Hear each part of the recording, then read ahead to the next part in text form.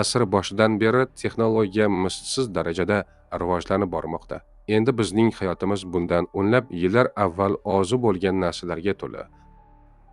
O'tgan davrda nimalar o'zgarganini ko'rib, o'ylab qoldim, keyingi 30 yilda, ya'ni 2050-yilda hayotimiz qanday bo'larkin? Shu savolga javob topish uchun biroz izlanish qildim. Keling, birgalikda kelajak hayotga nazar tashlaymiz. Avvalo, nanotexnologiya haqida gaplashamiz. Olimlar bu sohada hayratlanarli kashfiyotlar qilishmoqda. Mutaxassislarning fikricha, yaqin kelajakda nanorobotlar odam miyasiga joylashtiriladi. Ular orqali biz to'g'ridan-to'g'ri virtual olamga ulanib, fikr bilan internetdan foydalanamiz. Bu texnologiya ong va kompyuterni birlashtiradi. Natijada inson aql idroki cheksiz imkoniyatlarga ega bo'ladi. Murakkab muammolarni soniyalar ichida hal qilish, bilimga to'g'ridan-to'g'ri kirish mumkin bo'ladi. Agar bu bosqichga yetilsa, telefonlar, kalkulyatorlar, hatto kompyuterlarning o'zi ham keraksiz bo'lib qoladi. Keyingi o'zgarish 3 o'lchamli 3D print texnologiyasi.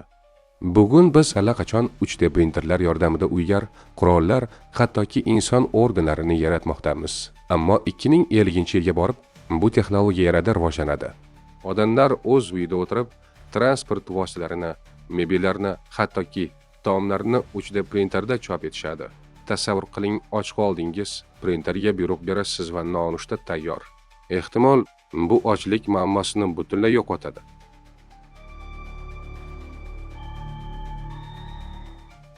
Endi eng hayratlanarli tibbiyotdagi o'zgarishlar. 2050-yilga borib, o'limning o'zi tushunchasi o'zgarishi mumkin. Miya kompyuterga ulanib, undagi ma'lumotlar, xotiralar va ong raqamli shaklda saqlanishi mumkin bo'ladi. Boshqacha aytganda, inson ongini kompyuterga yuklab, uni boshqa tanaga yoki hatto robotga o'tkazish mumkin bo'ladi. Shuningdek, saraton, yurak kasalliklari kabi dardlar butunlay davolanishi kutilmoqda. Ammo albatta bu texnologiyalar avvaliga juda qimmat bo'ladi. Oddiy odamlar darhol foydalana olmaydi. 2050-yilda transport sohasida ham inqilob bo'ladi. Avtopilotli avtomobillar butunlay odatiy holga aylanadi. Bunday mashinalar avariya sonini keskin kamaytiradi. Chunki ular bir-biri bilan va yo'l tizimi bilan to'g'ridan-to'g'ri bog'lanadi. Odam esa mashinani boshqarish o'rniga yo'lda dam oladi yoki ishlaydi. Elon Musk ishlab chiqayotgan Hyperloop loyihasi esa shaharlar aro yo'lovchilarni soatiga 300 km dan ortiq tezlikda harakatlantiradi. Bu nafaqat tez, balki toza va xavfsiz transport bo'ladi. Kelajak transportining hammasi qayta tiklanuvchi energiyada ishlaydi. Dunyo endi yoqilg'ilardan voz kechadi. Shamol, quyosh va okean energiyasi asosiy manba bo'ladi. Masalan, Blue Sea kompaniyasi hozirda okean harorati asosida elektr ishlab chiqish texnologiyasini ishlab chiqmoqda. Agar bu loyihalar muvaffaqiyatli bo'lsa, fossil yoqilg'ilar tarixda qoladi. 2050-yilga borib, kosmik turizm real haqiqatga aylanadi. SpaceX va Blue Origin kabi kompaniyalar odamlarni Mars va Oyga olib chiqishni rejalashtirmoqda. Boylar uchun Oyda dam olish oddiy narsa bo'ladi. Ammo albatta, bu sayohatlar dastlab faqat juda boylar uchun mo'ljallangan bo'ladi. Sun'iy intellekt, ya'ni AI, bugun ham hayotimizning bir qismi. Ammo 2050-yilda u bizdan ham kuchli bo'ladi. Olimlarning fikricha, AI inson miyasining hisoblash quvvatini ortda qoldiradi. Bu bir tomondan quvonchli, ikkinchi tomondan xavfli, chunki AI ko'plab kasblarni egallaydi. Hozirgi ishlarning yarmi robotlar tomonidan bajariladi. Shu sababli insonlar yangi kasblar, yangi ko'nikmalar o'rganishga majbur bo'lishadi.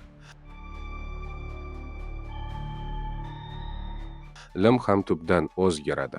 Pandemiya davrida boshlangan onlayn o'qish 2050-yilda butunlay raqamli maktablarga aylanadi. Talabalar planshetlar bilan o'qiydi. O'qituvchilar esa AI robotlari bo'ladi. Ular dars tayyorlaydi, baho qo'yadi, hattoki sizga deyarli cho'zish bermaydi. Universitetlar global bo'ladi. istalgan mamlakatda o'qish imkoniyati paydo bo'ladi. Metaverse virtual hayot. Facebook asoschisi Mark Zuckerberg bu atamani e'lon qilganidan beri bu texnologiya tez sur'atda rivojlanmoqda. 2050-yilga borib, odamlar virtual dunyoda sayohat qiladi, xarid qiladi, o'yin o'ynaydi, hatto oilasi bilan uchrashadi. Ammo bu ham bir paradoks. Biz qanchalik ulangan bo'lsak, shunchalik bir-birimizdan uzoqlashamiz. 2050-yilda naqd pul butunlay yo'qoladi. Hamma to'lovlar raqamli shaklda amalga oshiriladi. Sun'iy intellekt va blockchain tizimlari iqtisodiyotni boshqaradi. Smart uylar esa o'zlari oziq-ovqat buyurtma qiladi, hisob-kitob qiladi. Endi sut tugab qolgan degan gapni eshitmaysiz. Kelajakda uyingiz sizni tushunadigan bo'ladi. 2050-yil uylari to'liq sun'iy intellekt yordamida boshqariladi. Uy sizning kayfiyatingizni aniqlaydi. Yorug'lik, musiqa, haroratni o'zi moslaydi. Hologramma televizorlar paydo bo'ladi. Siz shunchaki TV yoqilsini desangiz, oldingizda 3 o'lchamli tasvir paydo bo'ladi. Masofadan boshqaruv yo'q. Endi siz televizorni fikr orqali boshqarasiz. Bu shunchaki tasavvurga asoslangan taxmin, lekin unutmang, bugungi texnologiyalar allaqachon bu yo'nalishda ildiz otgan. Demak, 2050-yilda dunyo butunlay boshqacha bo'ladi. Umid qilamizki, insoniyat bu o'zgarishlarga tayyor bo'ladi va texnologiya bizni yo'qotmasdan yaxshilik sari yetaklaydi. Sizningcha 2050-yilda hayot qanday bo'ladi? Fikrlaringizni izohlarda yozib qoldiring.